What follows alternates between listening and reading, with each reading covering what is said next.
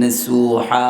আল্লাহ বললেন, ও পৃথিবীর বিশ্বাসীরা শোনো শোনো, অন্যায় করেছো, জুলুম করেছো, নামাজ পড়োনি, মিথ্যা বলেছো, যাই নামাজটা বিছিয়ে দাও আর 2 রাকাত নামাজ পড়ে কাঁদতে থাকো।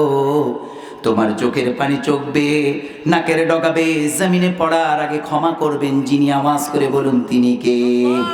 আমরা ক্ষমা চাইলে ক্ষমা করতে পারে কে?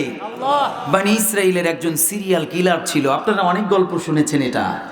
এটা লং করে কোনো গল্প বলার উদ্দেশ্য না, আমরা আপনাদেরকে বোঝানোর জন্য বলছি।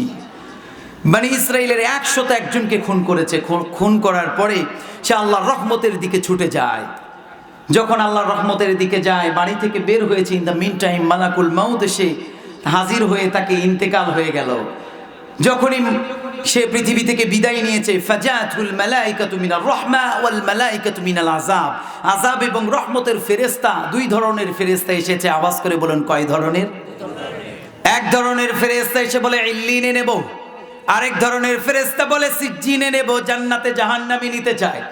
আল্লাহ বললেন 2 ফেরেশতার কথা কাটাকাটিরে থামিয়ে ফিতা দিয়ে মাপো। কি দিয়ে মাপো? কি মাপবে? আল্লাহ বললেন যদি ভালো জায়গাটা ওই বান্দার কাছাকাছি হয় তাহলে তাকে জান্নাতে নিয়ে যাও, আর বাড়িটা যদি তার কাছে হয় তাহলে তাকে জাহান্নামে নিয়ে যাও। বলেন তো এই লোকটা যে মারা গিয়েছে, এই লোকটা বাড়ির কাছে না অতি নিকটে? কাছেই, মানে বেশি দূর যেতে পারে নাই, অল্প একটু গিয়েছে, তাহলে তো সে জাহান্নামী। কিন্তু আল্লাহ তাআলা বললেন, ও পৃথিবীর ভালো জায়গা, এই মুহূর্তে তুই সংকুচিত হয়ে আমার গোলামের পায়ের নিচে চলে আয়। বলেন আল্লাহু আকবার। মুহূর্তের মধ্যেই ভালো জায়গায় এসে গেল, তারে জান্নাতি বানিয়ে দিলেন কে?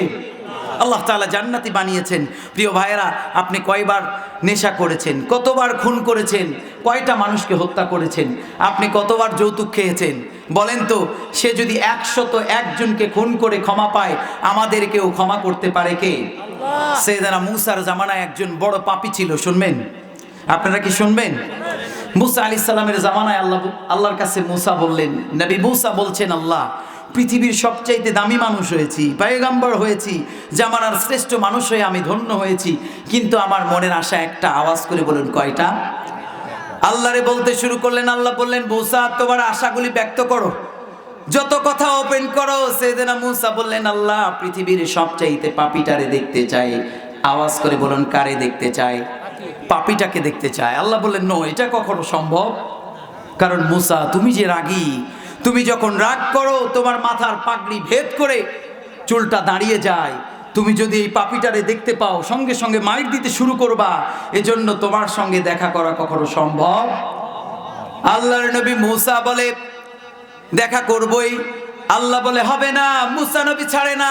মূসার দোয়াকে কবুল করে বললেন, যদি তুমি দেখতে চাও, তুর পাহাড়ের পাদদেশে 3টি রাস্তা গিয়েছে, তার মাঝ পজিশনে তুমি দাঁড়াবা, দাঁড়িয়ে ওই জায়গায় অপেক্ষা করবা আসরের নামাজের পরে। মূসা আলাইহিস সালাম দাঁড়িয়ে আছেন। কিতাবের বর্ণনায় বলেন যে ওই